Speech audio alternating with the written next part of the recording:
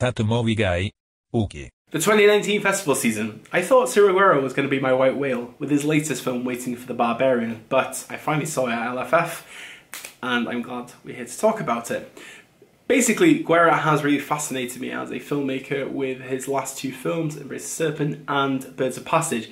He is a beautifully captivating director who captures very interesting photography but at the same time leaves you thinking. And for him to go and make a J.M. Coates book, which is revered to be an interesting allegory for various political movements, it just seems right that he makes it. And then for the combined element then of Mark Rylance, Robert Pattinson and Johnny Depp to be in this film, I was very, very intrigued. And obviously, we're here to talk about this movie. All you need to know with the plot of the film, it follows a magistrate, played by Mark Rylance, and he is in a distant outpost representing the Empire. And he is now contemplating his place within the Empire and the way that they treat people. Waiting for the Barbarians is magnificently captured and it's deeply philosophical. And the allegory that we discussed can be resonated into a lot of current affairs. For me, it was Brexit. Won't go any further with that. And it's just this interesting way how empires and political groups can categorize various minorities to be evil, and that being here is the Barbarians. And there is this very deeply enthralling tale of reflection and becoming a better human being. And through this, we are talking about the magistrate and the character of the girl, who is played by Ghana Balishakan. And without these two characters, you would not have this catharsis of a story.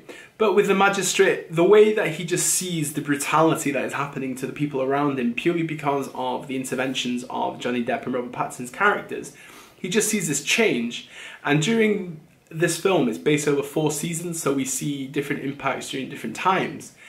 And you just see more and more of this change within the magistrate and his contemplations of people and what is right and what is wrong. But without the girl within this film, you would not exactly understand the bridging of the issues of the Barbarians and what the Barbarians actually are. And they are not bad people. They just try to exist and live on the land that they belong to. And it's deeply depressing at times to think about this, because the brutality in this film is very raw and it is very graphic at times. When it comes to Guerra's photography, it is masterful. The wide shots within the desert, within just closed rooms, is just rich. He uses a lot of natural light, which I admire quite a bit. There is just a strange connection to the earth with this film, just with nature in general and just the liberating space that we have around us. But the confines of rules and regulations are just changing and actually suppressing us.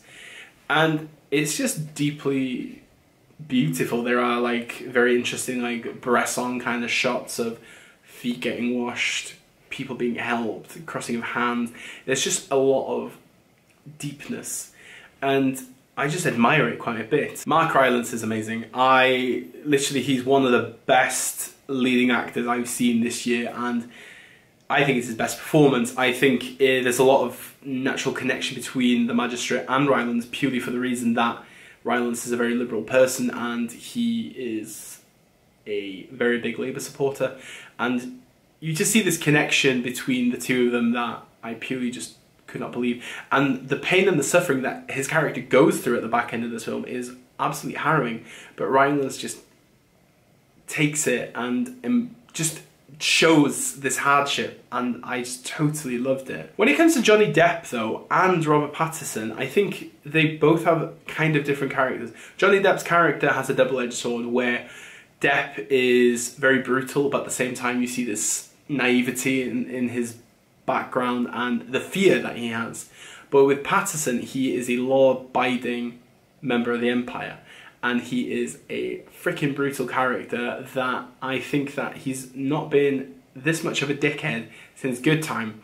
And I see this in a good way, because it's good to see this diversity that Pattinson has. And again, it emphasizes to show you how good of an actor he actually is and why he should be Batman anyway.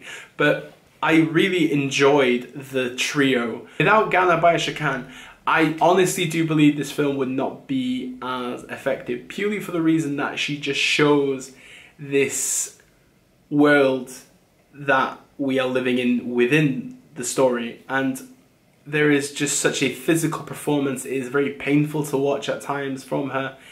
And just the connection that she has, even though that her and the magistrate don't speak the same language, there is just this kindred spirit that binds them together.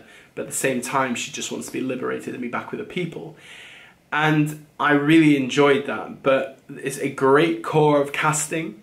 It is deeply interesting, and I think it's a very deeply poetic and philosophical way to contemplate how leaders of the world are treating people, and how stigma and fake news changes our contemplation of our fellow man. And Waiting for the Barbarians is a very, very poignant film that I would recommend anybody to see if they are a fan of Guerra, or if they just actually need a bit of a wake-up call to see how they should be treating people. So, Waiting for the Barbarians. If you've seen it or you're intrigued to talk more about it, my comment section is open. All my details are below if you want to follow me on any form of social media. Obviously, like, share, subscribe, do whatever you want with this channel. I'm here to talk about film, and I'm happy to talk to you about it in any shape or form. And normally, as we say on this channel, Diolch, danke, obrigado, merci beaucoup, arigato, dankeschön, bitteschön, all the shins, and obviously, never change.